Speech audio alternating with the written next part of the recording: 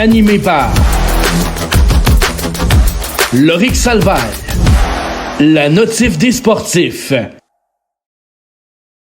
Bonjour tout le monde et bienvenue à la notif des sportifs. Aujourd'hui, grosse vidéo, comme à l'habitude, nouvelle de dernière heure. Jackson Lacombe va prendre la place de Seth Jones dans l'alignement de Team USA aux Olympiques. Donc, au-dessus de Lane Hudson, au-dessus d'Adam Fox, pour vous, qu'en pensez-vous? On va acquérir un Maxime Cyr sous peu pour en parler, parce que pour Max, c'est une bonne idée de prendre Lacombe. Donc, on va regarder ça.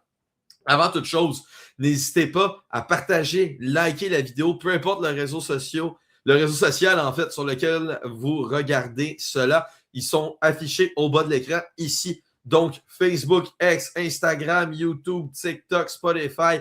N'hésitez pas à aller nous encourager et à aller les écouter sur ces plateformes, à partager les clips. Pour les gens qui veulent écouter du hockey junior, à la Coupe l'offre aussi. On couvre la OHL, la WHL, la LHMQ ainsi que le M18-3A. Donc, n'hésitez pas à aller voir ça, autant en format vidéo avec la sphère junior qu'en format écrit sur le site web de À la Coupe. Et c'est la même chose pour la Ligue nationale. Il y a NDS pour les formats vidéo et il y a aussi, évidemment, les articles À la Coupe pour la Ligue nationale de hockey. Maintenant, on va accueillir notre collaborateur, Maxime Cyr. Comment ça va, bel homme? Ça va très bien toi-même. Oui, super. Écoute, nouvelle concernant les Olympiques. Yes. Jackson Lacombe qui prend la place de Seth Jones qui est blessé. Ouais. Donc, il doit s'enlever du rêve olympique et doit laisser sa place à Jackson Lacombe. Mais là, Max, évidemment, le débat fait rage. Bien sûr. Est-ce que tu prends Lacombe over Hudson? Je sais que dans le groupe à la Coupe ce matin, tu étais pour cette décision-là. Explique-nous pourquoi. Bien, je pense qu'il faut quand même nuancer. Je dois spécifier. Je pense que Lane Hudson est un meilleur joueur de hockey que Jackson Lacombe. C'est important de le dire. Je pense qu'Adam Fox aussi est un meilleur joueur de hockey que Jackson Lacombe. Mais si je ne me trompe pas, Adam Fox souffre d'une assez grosse blessure actuellement. Donc, je pense que ça le sortait un peu du portrait olympique pour les États-Unis. Je pense que c'est important de comprendre une chose. Dans la vie, quand tu joues dans une équipe de hockey, il y a des chaises dans lesquelles tu peux t'asseoir, il y a des chaises dans lesquelles tu peux moins t'asseoir. Ouais. Puis je te dirais, j'ai passé la majeure partie de ma journée à m'obstiner sur les réseaux sociaux avec des gens que leur argument principal, c'est que Hudson est plus 18 puis Jackson Lacombe est moins 2, mais je suis désolé, les plus-moins, c'est dépassé pas mal comme statistique dans l'ère du hockey d'aujourd'hui. Ça amène une certaine valeur dans certaines choses, mais ça va pas mal plus loin que ça. Et je ne suis pas un expert des statistiques avancées, mais je pense que la chaise que Seth Jones allait avoir dans cette équipe-là, encore là, 6 chaises il y avait, c'est une chaise de 6e défenseur, 7e défenseur. Lane Hudson n'est pas un 6e défenseur ou un 7e défenseur, selon moi. Puis je peux l'expliquer un petit peu plus. J'écoute beaucoup de hockey. Je suis 99% convaincu que les gens qui m'obstinent sur le fait que Hudson méritait le spot à Lacombe n'ont pas regardé une seule et unique game des Ducks d'Anaheim cette année. Ils ne savent même pas la face de Jackson Lacombe ressemble à quoi. C'est facile de critiquer dans ce temps-là parce que Lane Hudson a une saison exceptionnelle, parce que Lane Hudson est de tous les combats chez le Canadien de Montréal actuellement et c'est un excellent jeune défenseur, encore prometteur parce que je suis pas mal sûr qu'il n'a pas atteint son prime encore. Il est très bon. Ma question que je peux te poser à toi, puis tu peux peut-être me répondre toi aussi, c'est le break olympique dure combien de temps? 2 semaines, 3 semaines? 2-3 semaines à peu près, oui. C'est ça. Si tu es le Canadien de Montréal, est-ce que tu veux que Lane Hudson se présente à Milan pour jouer 3, 5, 7 minutes par match sur une 3e paire de défense ou peut-être même être assis dans les estrades parce que le pauvre Lane Hudson est en arrière de Quinn Hughes, qui est le défenseur de Bill Guérin, le GM de l'équipe, Et Quinn Hughes, je veux dire, a prouvé beaucoup de choses au fil des années. Ben oui. Puis, parle-moi pas sur les gens qui me disent que Lane Hudson est meilleur que Quinn Hughes.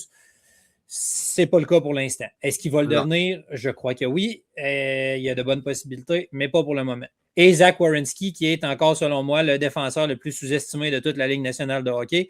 Assoyez-vous, regardez une game des Jackets de Columbus. Ce gars-là fait absolument tout sur la patinoire. C'est une machine. Et là, le meilleur lancer du poignet, je pense, que j'ai vu de toute ma vie. Lane Hudson est derrière ces gars-là, de par son âge, de par plusieurs raisons. Si tu es le Canadien, là, tu ne veux pas qu'il aille jouer des 9, des 10 minutes ou peut-être même être assis dans les estrades, manquer une game, 2 games, 3 games, alors qu'il peut se reposer. Tu sais, je veux dire, à un moment donné, il faut être capable d'équilibrer ça. Puis, tu sais, je te pose la question, toi, est-ce que tu prends Lane Hudson dans l'équipe américaine comme 6e, 7e défenseur pour qu'il joue que très peu ou qu'il manque des matchs? Non, évidemment, puis pas juste pour les raisons que tu as énumérées. Faut penser que les États-Unis se sont bâtis une formation pour aller à la guerre aux Jeux olympiques. C'est des gros bonhommes, c'est du jeu physique. Oui, il va y avoir des petits gars de talent par-ci, par-là, il y en a tout le temps. Mais c'est bien beau jouer à aller chercher à la guerre. Il y a des équipes qui vont te le remettre en pleine face. Fait que si t'es le Canadien, ça te tente-tu que Lane Hudson, oui, aille aux Olympiques représenter son pays? C'est sûr que ça te tente. Mais tu penses-tu que ça te tente qu'il revienne blessé? À cause du style de jeu des États-Unis, à cause que l'aréna est plus petite. Tu sais, il y a plein de choses qu'il faut prendre en compte. Sur papier, Lane Hudson, on veut la compte 100% du temps. Bien sûr, bien sûr. Il faut penser aux paramètres que tu amènes et que j'amène aussi. Fait que moi, je te rejoins. J'aime mieux avoir un Lane Hudson en santé puis qui prend un break au lieu d'être d'instant en Italie à se manger une pizza. Ben, c'est ça, exactement. Puis, tu sais, je te dirais, ça m'a fait rire ce que tu as dit, c'est bon, j'adore. Une bonne pizza en plus. Oui! Ouais. Mais, tu sais, le point est que si tu as un défenseur de ton top 4 qui sort sur blessure, tu as un Quinn Hughes qui se blesse, qui sort sur blessure, Hudson a sa place. Je veux dire, est-ce que Hudson, si tu veux qu'il soit rentable pour ton équipe, dans le moule que les États-Unis ont construit leur alignement, il faut qu'il soit dans ton top 4. Il faut qu'il joue sur le power play. Il faut qu'il soit capable de distribuer à rondelle. En ce moment, Lane Hudson serait devancé. Puis je pense que les Américains, en tout cas, de ce que je comprends de leur alignement, vont y aller avec un défenseur par unité d'avantage numérique. Ils vont avoir Quinn Hughes sur la première et Zach Werenski sur la deuxième ou vice-versa.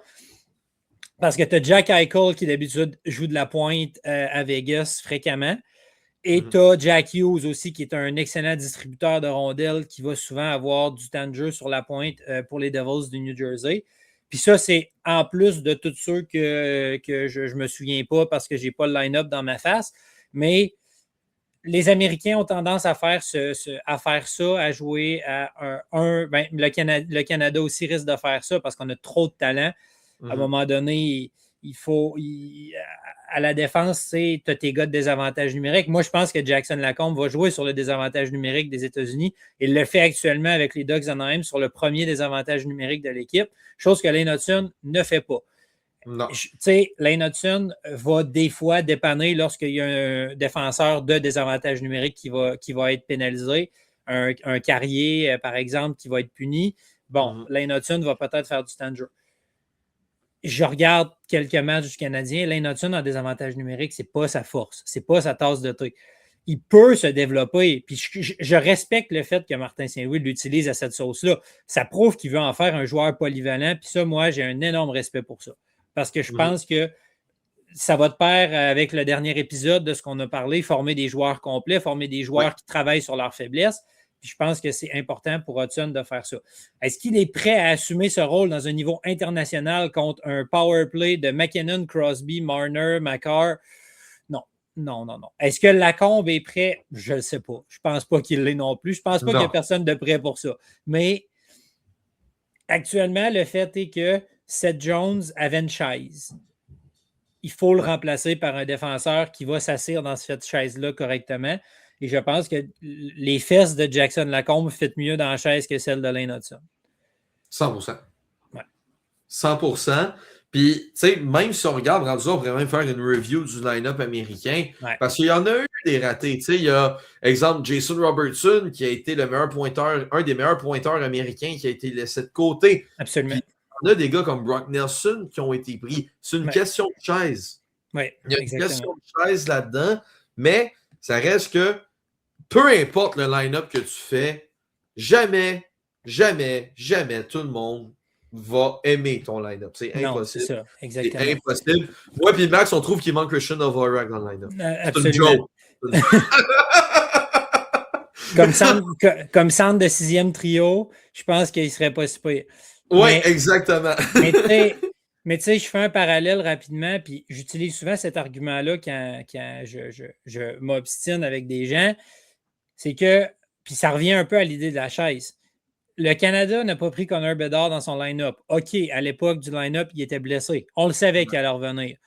Si Connor Bedard n'a pas de place dans ton top 6, Connor Bedard ne te sert à rien dans ce tournoi-là. Connor Bedard, c'est un sniper, c'est un joueur de talent, c'est un joueur offensif. Il commence à s'améliorer tranquillement, pas vite, dans l'aspect défensif du jeu cette saison. Avant sa blessure, ça allait quand même bien. Je pense que Bedard, cette année, fait beaucoup mentir les gens qui ne croyaient pas en lui, qui croyaient qu'il avait plafonné à sa première saison ou que finalement, il allait flopper. Bedard, c'est un sacré joueur de hockey. Genre, il est vraiment, vraiment bon. Mais c'est pas un joueur de profondeur. Connor Bedard sur ta 4e ligne va te coûter des buts. Ça te prend Tom Wilson sur ta 4e ligne. Là, il n'est pas là cette année, mais aux 4 Nations, Sam Bennett a tellement été important pour le Canada. Oui. Il n'est pas meilleur que Scheifele, il n'est pas meilleur que ces gars-là, mais il était dans la bonne chaise. Puis, de par le fait même, a marqué un but hyper important en finale contre les Américains. Le but qui amenait le match à 2-2. Puis, c'est qu'à un moment donné, rendu à ce niveau-là, il va y avoir des déçus, il va y avoir des contents. Jason Robertson était le meilleur pointeur des Américains, tout court, au moment où il n'a pas été sélectionné dans le line-up. Il y a une raison en arrière de ça. C'est qu'on n'avait pas de place pour lui sur les 2 premiers trios. Puis Jason Robertson, n'a pas nécessairement les aptitudes physiques, les aptitudes pour déranger, parce que je suis désolé, mais quand tu vas affronter Team Canada et que Tom Wilson, Brandon Hagel et Brad Marchand vont embarquer sur la patinoire, ils vont vouloir les décapiter. Ça va être... Ouais. C'est qu'à un moment donné, c'est ça, là. C'est du hockey international. Normalement, ça frappe un peu moins. On oublie ça, là. Les 4 nations nous l'ont prouvé. Le hockey international va redevenir un hockey qui est plutôt physique. Puis, j'utilise aussi l'exemple de Cole Caulfield. Cole Caulfield est une machine à marquer des buts. Actuellement, à Montréal, il marque à toutes les games. S'il n'est pas dans ton top 6, Cole Caulfield te sert à strictement rien dans ce tournoi-là. Et malheureusement, dans la tête des dirigeants américains, puis je peux les comprendre, il y a certains gros noms qui voguent un peu sur leur prestige, comme Austin Matthews, qui n'a pas nécessairement la meilleure des saisons, mais tu le sais que Matthews, pairait avec des bons joueurs, va faire quelque chose d'intéressant. Cole Caulfield sur une 4e ligne ne te sert à strictement rien dans ce tournoi-là. Fait qu'à un moment donné, il y a des choix qui doivent être faits. Il y a des contents, il y a des mécontents. Il y a Mark Scheifele au Canada qui n'a pas été pris, qui avait une excellente saison aussi. Le débat souvent se faisait entre Mark Scheifele et Nick Suzuki pour le rôle qu'ils vont avoir à jouer. Un ou l'autre, tu es en business. Ils ont choisi Nick Suzuki. C'est un bon choix. Nick Suzuki a vraiment une bonne saison, puis c'est parfait. Mais Nick Suzuki va jouer dans la chaise où il va être placé pour jouer. Est-ce que Nick Suzuki va jouer 20 minutes par game comme avec le Canadien? Absolument pas, là. Mais je pense qu'il est capable de s'adapter à cette situation-là. Chose que je pense que Hudson et Caulfield auraient peut-être un petit peu plus de misère à faire en fonction de leur style de jeu. Exact. Puis on note pour l'enregistrement a été fait le lendemain de la victoire du Canadien face au Wild. Oui. Pour les gens qui regardent ça plus tard. Le fameux tweet du Canadien. Pour les gens qui ne l'ont pas vu, la photo de Cole Caulfield qui célèbre le 4e but avec juste un point. Et on tag hockey États-Unis. USA, oui. Exact. Moi, je pense que le Canadien a juste lancé une bonne petite guerre là, aux États-Unis là-dessus. Surtout que ça a été fait devant le DG de Team USA. Oui. Bill Guérin qui était au Centre Bell hier. Lane Hudson et Cole Caulfield ont pris les choses en main, pas à peu près, je pense. C'est de bonne guerre. On voit de plus en plus les équipes utiliser les médias sociaux pour faire passer des messages. Actuellement, les sénateurs d'Ottawa, quand ils gagnent des games, font des tweets absolument hilarants là, pour. Bon, ça n'a pas arrivé souvent dans les derniers temps, malheureusement pour eux, mais hier, on a battu les Jackets, ont fait un tweet hilarant. Puis, tu sais, je pense qu'on est rendu à ce point-là, puis sans nécessairement que ce soit une critique sévère envers Hockey USA. Je pense que la situation est parfaite pour envoyer cette flèche-là. Tu as Lane Hudson qui score le 3e but de l'équipe. Tu as Cole Caulfield à 15 secondes de la fin qui vient voler un point sûr au Wild du Minnesota. C'est, je veux dire, quand tu as Bill Guérin qui est assis dans les hauteurs du Centre Bell, tu n'as pas le choix à un moment donné. Je veux dire, ah oui. Puis la flèche est parfaite. Je veux dire, dans les circonstances, c'est parfait. Mais encore là, je maintiens mon point que Caulfield dans un top 6, je le prends dans l'équipe. Hudson dans un top 4 de défense, je le prends dans l'équipe. Pas dans les chaises qu'ils auraient eues. Non, pas dans des rôles de profondeur. Exactement. Puis, tu sais, peut-être qu'un jour, puis ils vont jouer pour les États-Unis. Ils vont jouer pour les États-Unis. Lane Hudson va être le corps arrière des States à un moment donné. Stressez-vous pas avec ça. Cole Caulfield va être le sniper des États-Unis également là, dans quelques années aux Olympiques. Inquiétez-vous pas. Ces gars-là vont représenter leur pays, puis ils vont être dominants pour leur pays. Je pense que cette année, avec le contexte, l'âge de Hudson, les situations qui font que les blessures sont à des joueurs de profondeur et tout ça, c'est pas ce qui avantage le plus Hudson. Puis tu sais, on me dit souvent, oui, mais Lane Hudson joue contre les meilleurs, il joue contre les meilleurs, il joue contre les meilleurs. Oui, mais pas tout le temps. Tu sais, je veux dire, à un moment donné, il faut tu sais, je me suis fait dire aujourd'hui un argument sur les médias sociaux qui était Jackson Lacombe et Lane Hudson jouent le même nombre de minutes par match à peu près passées sur la patinoire. Ça signifie qu'ils affrontent les meilleurs éléments adverses. C'est complètement faux. Jackson Lacombe joue du temps sur le désavantage numérique. Lane Hudson joue du temps sur l'avantage numérique. Lane Hudson, quand il a scoré son but hier, c'était le 4e trio du Wild qui était sur la glace avec les 2 pires défenseurs de l'équipe. Ça ne discrédite pas Hudson de son but, mais ça prouve que Lane Hudson n'est pas toujours mis sur la patinoire contre les meilleurs éléments adverses parce que c'est une machine défensive qui compte tous les jeux. Il est bon défensivement pour sa grosseur. Il se débrouille très bien. Je lui donne tout le crédit du monde. Ça va être une machine de guerre, c'en est déjà une. Mais je persiste et signe qu'il n'y avait pas sa place devant Jackson Lacombe pour la chaise qu'il avait à s'asseoir dedans. Exact. C'est vraiment, tout revient à un contexte, à une chaise, absolument, à la profondeur. Puis les États-Unis, ils ont quand même passé proche de un but de voler la médaille d'or au Canada aux Four Nations. Donc, il fallait s'attendre à ce que l'alignement soit similaire. Caulfield n'était pas là, Hudson n'était pas là. Il ne joue pas dans le moule que Bill Guérin veut des États-Unis. On est gros, on tape, on fait mal, puis on va avoir les équipes à l'usure. Oui, les deux ne répondent pas à ça. Donc, c'était plus simple d'y aller avec un Jackson Lacombe qui joue dans l'Ouest, qui est un hockey beaucoup plus différent de l'Est. Costaud. Puis, tu sais, est-ce que ça va être la bonne décision? Seul l'avenir va nous le dire. Puis, de toute façon, si les États-Unis gagnent la médaille d'or aux Olympiques, il y aura du monde qui vont critiquer quand même pour des raisons X. Si les États-Unis se font sortir en quart de finale, il y aura du monde qui vont critiquer pour des raisons X. Je me rappelle en 2010, quand le Canada a sorti son line-up, j'avais vu Brandon Morrow. J'étais le premier à grimper sur ma chaise et à dire que ça n'avait pas de bon sens.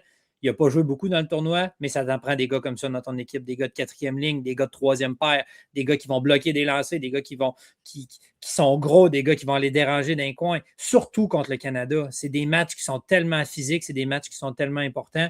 Puis, comme je l'ai dit, est-ce que c'est la bonne décision? Je ne sais pas. Est-ce que si j'avais été dans la même position que Bill Guérin, j'aurais fait la même chose? Probablement. Parce que je pense encore une fois que Hudson est un joueur qui est supérieur à Jackson Lacombe. Je persiste et signe. Hudson va avoir une meilleure carrière que lui, sous à peu près tous les angles et tous les points. Mais actuellement, c'était le move à faire pour les États-Unis parce qu'il y a énormément de talent. Le côté gauche est stacked offensivement. Ouais. Il y a trop de contexte, il y a trop de situations qui font en sorte que Lane Hudson n'était pas le choix logique à ce remplacement-là, selon moi. Ben écoute, je te rejoins à 100% là-dessus. N'hésitez pas à écrire dans les commentaires vos opinions sur ce que moi et Max on a dit concernant Jackson Lacombe, Lane Hudson, le hockey américain et tout ça. Ça nous fait un plaisir de réagir et de commenter à vos opinions, évidemment toujours dans le respect, on va pas se le cacher. Sinon, ça rend des débats vraiment plates et très moroses. Max, Absolument. Merci beaucoup d'être venu.